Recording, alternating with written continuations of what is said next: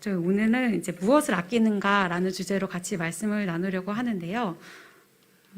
여러분은 어떤 것을 가장 아끼시나요? 아마 세대별로 사람별로 다 아끼는 것이 다르겠지만 어린이들은 뭐 간식이나 장난감 이런 것을 아낄 것 같고, 또 어른이 되면 내 집, 내 자동차, 뭐 내 가방 이런 걸 아마 아끼게 될 것 같아요. 내가 좋아하는 거, 나를 편안하게 해주는 거, 나를 위로해 주는 거, 이게 가지고 있으면 안심이 되는 것. 우리는 이게 먹는 거든 입는 거든 거기가 사는 곳이든 그것이 중요하지 않고 일단 우리를 이렇게 위로해 주는 것들에 우리가 아끼고 소중하게 생각합니다. 그렇다면 우리 하나님께서는 어떤 것을 가장 아끼실까요? 여러분 한번 생각해 보셨나요? 하나님은 무엇을 가장 귀하고 아껴하실까? 먼저 제가 오늘 설교를 하기 전에 이제 요나를 묵상하면서 주셨던 마음을 먼저 나누고자 하는데요. 아마 여기 계신 분들 중에 요나를 모르시는 분은 없으실 것 같아요. 그런데 요나를 이렇게 생각하면 생각할수록 우리가 바라는 선지자의 상, 뭔가 하나님께 쓰임 밖에는 인격적으로도 성격적으로도 너무 모난 부분이 많은, 너무 부족한 사람이다, 이런 생각이 들 정도로 너무 불순종했고 극단적으로 투정하는 사람이었습니다. 그런데 하나님께서는 이런 요나를 구원하시고 니느웨를 구원하시는, 요나에게 다그치시고 혼내시기보다 그런 요나를 불쌍히 여기시고 또 조금씩 세워가시는 그런 하나님이 요나의 연약함보다 이 요나의 연약함을 볼수록 하나님이 얼마나 위대하신가, 그것을 경험할 수 있었습니다. 사실 우리 안에도 날마다 요나와 같이 불순종하고 싶고 하나님이 말씀하신 것을 지키고 싶지 않을 때가 얼마나 많은지 모릅니다. 그러나 하나님께서 우리 한 사람 한 사람도 다그치지 않으시고 사랑하시고 계속 그분의 마음을 보여주시면서 우리를 세워가시는 그 은혜를 오늘 우리 가운데 주시기를 사모합니다. 네, 요나서는 이제 4장으로 구성된 짧은 책입니다. 그래서 760년, 기원전 760년경에 만들어졌다고, 기록되어졌다고, 요나가 기록했다고 알려져 있는데요. 이 오늘의 주인공 요나를 잠깐 살펴보자면 이름의 뜻은 비둘기, 그리고 이제 요나서에는 요나가 아미떼의 아들, 히브리 사람, 바다와 육지를 지으신 하나님을 섬기는 사람 정도로 나와 있습니다. 그런데 이제 열왕기하 14장 25절에 보면 이스라엘의 하나님 여호와께서 그의 종 가뎁의 아미떼의 아들 선지자 요나를 통하여 하신 말씀과 같이 라고 적혀 있는데요. 여로보암 2세 때 이 여로보암의 업적들을 세워가는데 요나가 너무 중요한 역할을 했던 선지자였다고 합니다. 그리고 하나님께서는요, 오늘 이 요나를 불러서 이방 나라 니느웨로 보내기를 원하셨습니다. 왜냐하면 하나님은 요나를 너무너무 사용하고 싶으셨던 거예요. 네, 저희 함께 읽어보시겠어요? 시작! 어서 저 큰 도시 니느웨로 가서 그들의 제약이 하늘에 사무쳤다고 외쳐라. 하나님께서 요나에게 말씀하셨던 말씀은 이런 말씀이셨습니다. 그런데 하나님이 뭔가 너무 급해 보이십니다. 어서 가라. 어서 저곳으로 가라. 주님이 너무 중요하고 다급하니까 어서 가라. 이렇게 요나를 재촉하시는 거예요. 이 중요한 일, 다급한 일, 그 일에 가장 신뢰할 만한 사람, 가장 적격인 사람, 하나님 보시기엔 그게 요나였던 거죠. 우리가 생각하기엔 너무 요나가 아닌데 하나님 보시기에는 그 일이 요나가 적격이었던 것 같아요. 근데 도대체 어떤 곳이, 이 니느웨가 도대체 어떤 곳이길래 하나님께서 이렇게 지체 말고 어서 가서 회개하라고 전하라고 하셨을까? 성경에 니느웨가 여러 곳 나오는데 그중에서 첫 번째는 창세기 10장에서 나옵니다. 창세기 10장에서 니므롯이 아수르로 가서 니느웨를 건설했다, 이렇게 나오는데요. 이 지역에서, 메소포타미아 지역에서 가장 오래되고 큰 도시, 아수르의 마지막 수도가 이제 니느웨였다고 합니다. 그런데 니느웨에 별명이 하나 있었는데요. 그게 동방의 망나니였대요. 그만큼 옆에 있는 사람들을 계속 녹살게 굴고 힘들게 하고 약탈하고 압박하던 그런 나라였습니다. 그러니까 약소국이 이스라엘도 너무너무 이 니느웨가 싫었던 거예요. 그래서 늘 적으로 생각하고 저 사람들 원수라 이렇게 생각을 하고 있었던 거죠. 그런데 이 니느웨에는 어떤 일이 있었냐면 요나가 가서 40일 후에 무너질 것입니다 선포할 정도로 이곳에 이미 죄악이 너무나 가득 차 있었습니다. 그리고 하나님께서는 이 땅을 심판할 수밖에 없는 상황이었습니다. 마치 지금 우리가 살고 있는 세상처럼 그 어느 때보다 이 반기독교적인 정서, 문화가 막 창궐하면서 이 넘쳐나는 죄악 속에서 더 이상 어떤 정치를 잘하는 사람, 대통령이 나와서 이거를 추스릴 수 없고 결국에 진짜 복음 밖에는 답이 없다, 이런 결론이 오히려 더 제가 짙어질수록 이렇게 분명하게 도달되는 것처럼 이 시대에도 니느웨 죄가 점점점 많아질 때 하나님께서는요 요나를 보내셔서 복음을 전하시고 결국에 돌아오라, 회개하라, 너네가 살 길은 회개하는 것밖에 없다, 이 메시지를 요나를 통해 전하기를 원하셨던 것 같아요.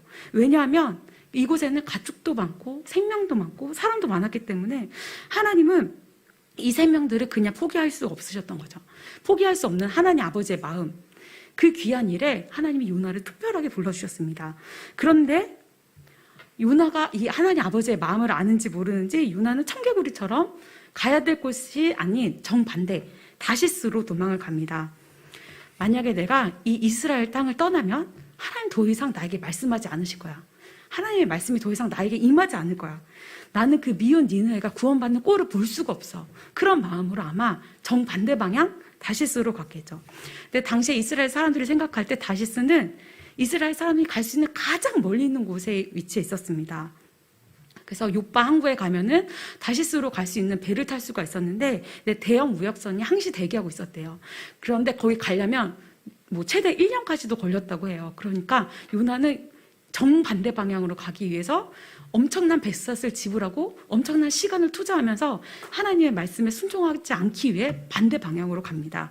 왜냐하면 하나님이시라면 진짜 니느웨가 회개하고 주님 앞에 돌아설 때 용서해 주실 것 같은 그런 불길한 예감이 들었던 거예요. 그래서 이제 정반대 방향으로 가게 됐습니다. 그렇게 이제 요나를 태운 배가 정반대 방향으로 이제 순항을 하고 있다가 갑자기 큰 바람, 큰 파도, 큰 폭풍을 이제 만나게 됩니다. 그래서 놀란 선장과 이제 사공들이 이 큰 위험 앞에 자신들이 믿던 신에게 부르짖기 시작합니다. 그런데 아무 대답이 없죠. 그 자기가 가지고 있던 물건들을 배에서 다 떨어뜨리기 시작합니다. 그런데도 배가 위태위태한 겁니다. 그러던 중에 배 밑에서 자고 있던 요나를 선장이 발견합니다. 그러면서 이렇게 얘기하는 거예요. 선장이 소리를 치면서 당신은 지금 무엇을 하고 있소? 잠을 자고 있다니 일어나서 당신의 신에게 부르짖으시오. 행여라도 그 신이 우리를 생각해 준다면 우리가 죽지 않을 수도 있지 않소? 이렇게 얘기하는 거예요. 그런데 너무나 신기한 것은요, 선장은 믿는 사람이 아니었습니다. 이방인이었어요.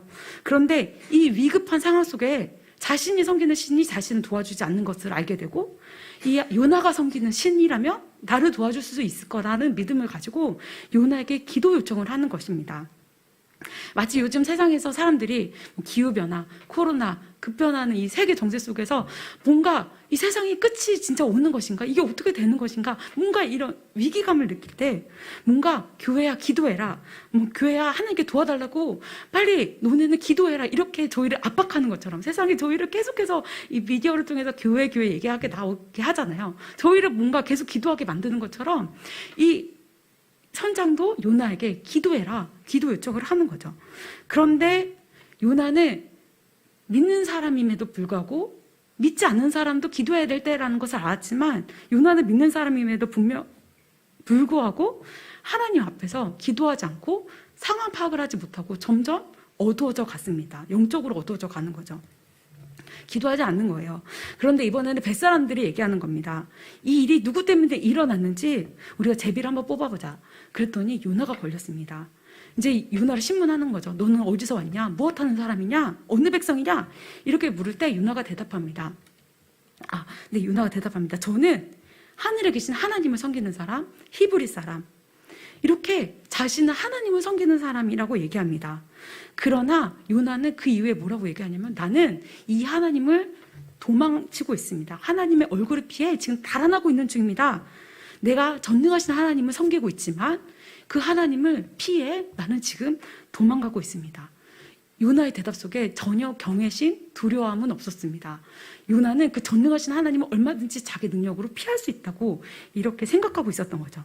입으로는 믿는 사람이라고 얘기했지만 그 삶이 전혀 그렇게 믿는 사람의 삶으로 살아내지 못하고 있었습니다. 그런데 이런 요나를 앞에 두고 믿지 않던 뱃사람들이 오히려 요나에게 얘기하는 겁니다. 넌 어쩌자고 그렇게 얘기하냐? 어쩌자고 하나님으로부터 도망치냐? 어떻게 그런 일을 할 수 있냐? 이렇게 반문하는 겁니다. 오히려 뱃사람들이 더 하나님을 두려워하고 경외하는 거예요. 그런데 요나는 이때라도 회개하고 돌아섰어야 되는데 요나는 이렇게 대답합니다. 나를 들어서 바다에 던지세요. 그러면 당신들 앞에 저 바다가 잔잔해질 것입니다. 바로 나 때문에 이 태풍이 당신들에게 닥쳤다는 것을 나도 알고 있어. 이 얘기인즉슨 나를 죽여라. 이렇게 얘기하는 겁니다. 지금이라도 나 때문에 이 일이 일어났다면 내가 회개하고 돌아서고 기도하고 하나님 붙잡으면 하나님 분명히 다시 우리에게 기회를 주실 텐데 요나는 죽어도 그런 얘기를 하지 않는 것입니다. 회개하고 돌아오기보다 기고만장하게 나는 죽겠다 얘기하는 거죠. 그러나 이 요나는 자신의 생명을 귀히 여기지 않더라도 이 뱃사람들이 안 된다 안 된다 그러면 너 죽는다 하면서 어떻게든 애를 써서 이 배를 육지로 돌려보려고 합니다. 그러나 바다의 주관자 대신 하나님께서 더 큰 파도, 바람을 불러 일으키셔서 결국 배는 육지로 가지 못하고 이 뱃사람들이 결국 어쩔 수 없이 하나의 선택지 요나를 바다에 던지게 됩니다. 그런데 이 뱃사람들이요 요나를 바다에 던지면서 하나님께 간절히 기도합니다. 하나님 이 죄를 저희에게 지우지 마세요. 하나님 죄송해요 이러면서 이 요나를 바다에 던집니다. 하나님을 안 적도 들어본 적도 잘 알지 못하는 이 사람들이었지만 요나를 통해 하나님을 알게 됐습니다. 그리고 이 사람들은 요나를 바다에 던지고 나서 바다가 잠잠해지는 것을 경험하고 진짜 하나님이 바다를 지으셨구나. 그분이 만드셨구나. 그러면서 하나님을 경외하게 되고 제물을 드리고 서원을 하겠다고 주님을 예배하겠다고 결단하게 됩니다. 요나의 불순종이었지만 이 불순종으로 인해 큰 바람, 큰 파도가 생겼지만 하나님께서는요 선장과 뱃사람을 하나님을 알게 하는 이 통로로 사용하셨던 겁니다. 그렇게 하나님의 얼굴을 피하고 싶었던 요나는 어디로 갔을까요? 네, 바닷속으로 빠지게 됩니다. 결국에는 바닷속에 갔습니다. 그곳에서 그러면 하나님의 얼굴을 피할 수 있었을까? 그렇지 않죠. 결국 하나님께서 준비하신 큰 물고기가 요나를 삼키면서 이제 요나는 이제 하나님과의 깊은 교제의 시간으로 들어가게 되는데요. 요나서를 읽다 보니까 생각보다 크다라는 단어가 계속 나오는 거예요. 큰 성읍, 큰 파도, 큰 바람, 큰 물고기 이렇게 계속 크다 4장밖에 되지 않는 책에 뭐가 그렇게 큰지 계속 강조를 하고 있는 거예요. 그래서 하나님은 뭘 그렇게 강조하고 싶으셨을까? 요나서를 통해 우리에게 뭘 그렇게 강조하고 싶으셨을까 생각해 봤을 때 세상에 니느웨보다 더 큰 성, 세상에 큰 바람, 성경에 나오는 그 큰 바람보다 더 큰 바람, 더 큰 파도는 있을 수 있지만 하나님께서는 이 구원의 역사, 이 구원을 위한 이 발걸음, 이 구원을 향한 여정이 하나님은 가장 주목하고 계시고 그것이 하나님 보시기엔 가장 큰 사건, 가장 주목하시고 가장 중요한 사건이기 때문에 계속 크다 저에게 말씀하시고 계신 것 같아요. 그렇게 하나님께서는 영혼 구원하는 일이 내가 가장 관심이 있다 말씀하고 계시는 거죠. 이렇게 이제 물고기 뱃속으로 들어갔던 요나는요 앞에서도 뒤에서도 볼 수 없는 진짜 순종의 기도를 하게 됩니다. 마음을 다한 기도. 이 시간만큼은 하나님께 바짝 엎드리게 됩니다. 그 내용은 이래요. 바다의 깊음 속에서 내가 죽을 뻔했지만 하나님을 기억하고 기도했을 때 하나님이 이 기도를 들으시고 이 기도가 하나님의 성전에 상달돼서 하나님 나를 구원해 주셨다. 하나님만이 구원이시다. 이렇게 믿음으로 고백합니다. 이 이후에 어떻게 됐죠? 요나가 이제 땅으로 나오게 됩니다. 물고기가 요나를 뱉어내게 되는 거죠. 그런데 이 땅으로 나온 요나에게 하나님께서 다시 말씀하시는데 여러분이라면 어떤 말씀을 하고 싶으실 것 같아요? 저는 이런 요나가 만약에 있었다 그러면 진짜 너 다시 그럴래 안 그럴래? 이렇게 혼냈을 것 같아요. 혹은 너는 내 손아귀에 있어. 하면 너 같은 사람이랑 내가 다시는 일 안 해. 이렇게 얘기하고 싶을 것 같아요. 그러나 하나님은요. 다시 한번 얘기하시기를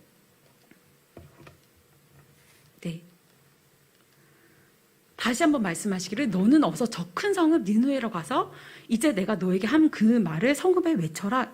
동일하게 처음에 부르신 그대로 동일한 사명을 다시 한번 주시고 계신 겁니다.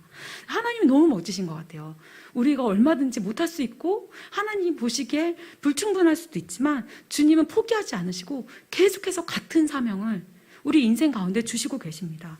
하나님께서는요 우리에게 큰 물고기를 통해서 요나가 구원을 받은 그 은혜를 자기만 경험하는 것이 아니라 그 은혜를 가지고 니느웨도 살리는데 너가 쓰임 받아야지 이렇게 얘기하시는 거죠. 그랬고 도저히 이제 잊을 수 없는 그 물고기에서 3일을 보낸 요나는요, 이제 하나님께서 말씀하신 대로 일어나서 니느웨로 갑니다. 그런데 참 아쉽게도 사람이 쉽게 변하지 않는 것이요.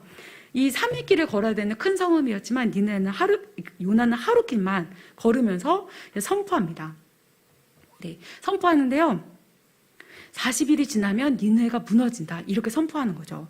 근데 여러분 상상해 보세요. 요나가 어떤 표정과 말투로 전했을까요? 네, 아마 입이 이렇게 나와가지고 눈은 이렇게 째지고 전혀 하고 싶지 않은데 어쩔 수 없이 그냥 부르짖었겠죠.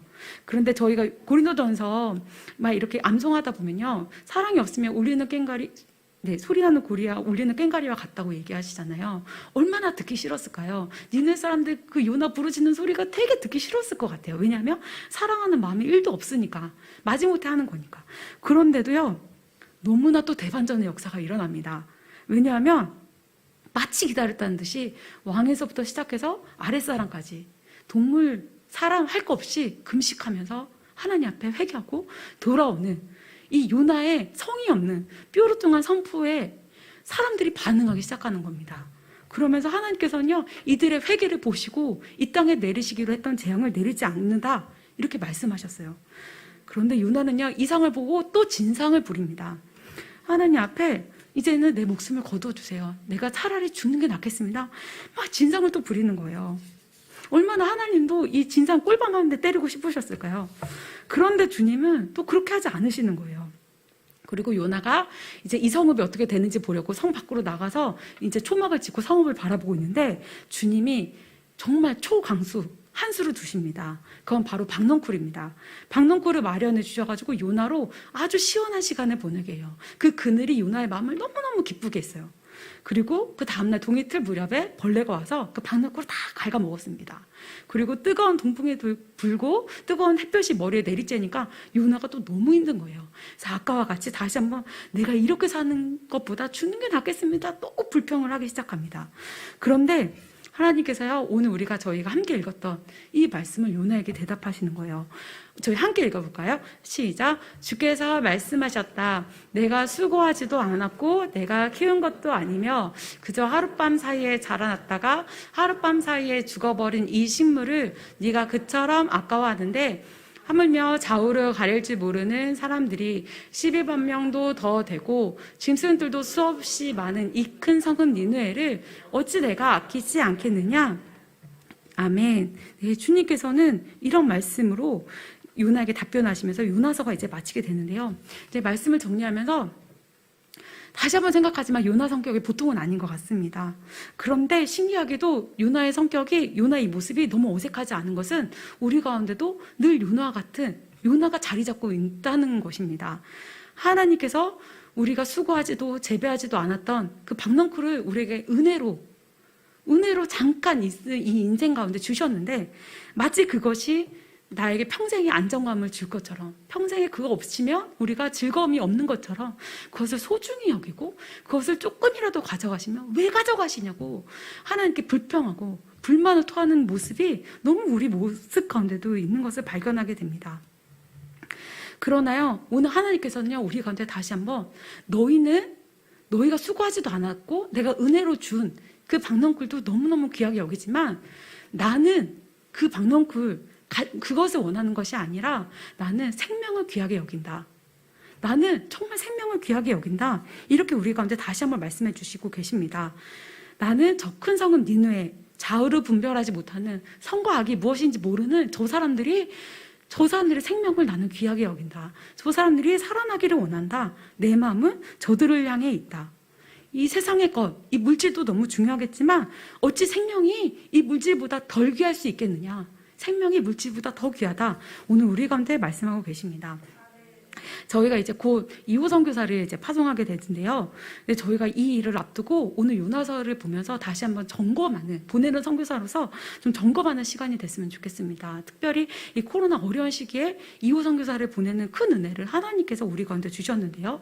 근데 돌아오는 주일에 파송식도 할 거고 때가 되면 저희가 기도도 할 거고 또 후원금도 보내겠지만 정작 우리 마음 가운데는 늘 이 요나와 같은 마음, 다른 열방을 향한 아버지의 마음도 귀하고 이 다른 죽어가는 영혼들을 향한 아버지의 마음도 알겠지만 우리 가운데는 박랑쿨을 더 아끼는 마음이 날마다 사실 가득 차 있지 않습니까? 그러나 하나님 앞에 우리가 우리의 삶, 우리의 가정, 우리의 민족, 나의 것을 먼저 주장하기에 앞서 아버지께서 귀하게 여기시는 것이 무엇인지 보내는 선교사로서 다시 한번 우리 자신을 뒤돌아봤으면 좋겠습니다. 하나님께서 우리 한 사람 한 사람을 구원하실 때 어떤 조건이나 어떠한 것으로 우리를 구원하신 게 아니라 오직 그냥 은혜로 큰 물고기를 준비해 주신 그 하나님의 은혜로 정말 우리를 구원해 주셨는데 우리가 이것을 나에게만 제한된 한계 짓는 그런 은혜로만 머물러 있는 것이 아니라 이것을 니느에 흘려보낼 수 있는 은혜가 필요한 땅에 흘려보낼 수 있는 저와 여러분이 되셨으면 좋겠습니다. 하나님의 관점을 가지고 저희가 선교사를 파송하는 성교회가 됐으면 좋겠습니다. 그리고 또한 저희가 오늘 함께 나눴던 배의 선장, 뱃사람들을 묵상하면서요. 뱃사람들과 선장이 요나에게 얘기합니다. 너는 왜 하나님을 경외하지 않느냐? 너는 왜 기도하지 않느냐? 오히려 기도해라. 하나님을 경외하라. 이렇게 오히려 세상 사람들이 이 요나에게 얘기하는 겁니다. 그런데 지금 우리에게도 하나님께서 동일하게 말씀하시는 것 같아요. 미디어를 통해서 교회가 박해받고 뭔가 교회가 뭔가 따돌림 당하는 것 같고 세상 교회를 미워하는 것 같아서 우리가 사실 억울한 마음이 이 코로나 지나면서 많이 있었는데요. 오히려 교회를 향해 세상이 우리에게 말하는 것 같습니다. 너희는 왜 기도하지 않냐? 너희는 왜 하나님을 경외하지 않냐? 너희는 왜 너희의 박넝쿨만 그렇게 아끼느냐? 뭔가 세상 사람들이 저희에게 교회니까 정말 하나님을 경외하고 하나님 앞에 기도하고 하나님이 귀히 여기신 것을 교회가 따라가기를 원하는 그 모습을 세상도 보기를 원하는 것 같습니다. 우리가 이후 선교사 파송을 앞두고 다시 한번 이 시간에 하나님 앞에 기도하며 나아갈 때요. 정말 하나님 우리가 주님을 경외하고 주님 앞에 기도하고 세상이 우리에게 기도해달라고 하나님을 경외하는 모습 보여달라고 얘기할 때 우리가 그런 모습으로 살게 해주십시오. 그리고 하나님을 경외함으로 아버지의 마음, 니느웨를 아끼시는 아버지의 마음 우리 가운데도 가득 부어셔서 기쁨으로 보내는 선교사의 역할을 감당하게 해주시옵소서. 저희 그렇게 함께 기도했으면 좋겠습니다.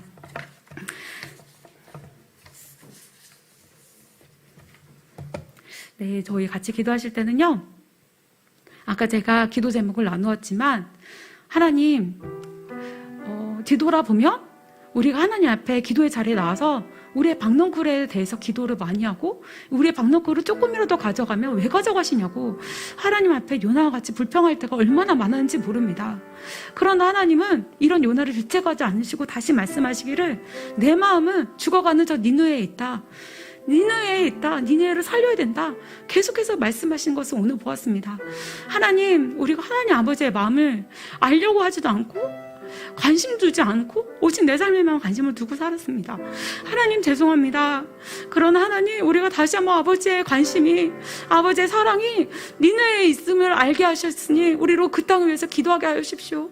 특별히 하나님 세상이 우리에게 요구하는 것처럼 하나님을 경외하고 기도하고 다시 한번 주님 니느웨를 향하여 아버지의 마음 가지고 이후 선교사를 파송하고 그렇게 하나님의 진실된 교회로 하나님의 빛을 바라는 교회로 우리 교회를 사용하여 주십시오. 저희 함께 기도하시겠습니다.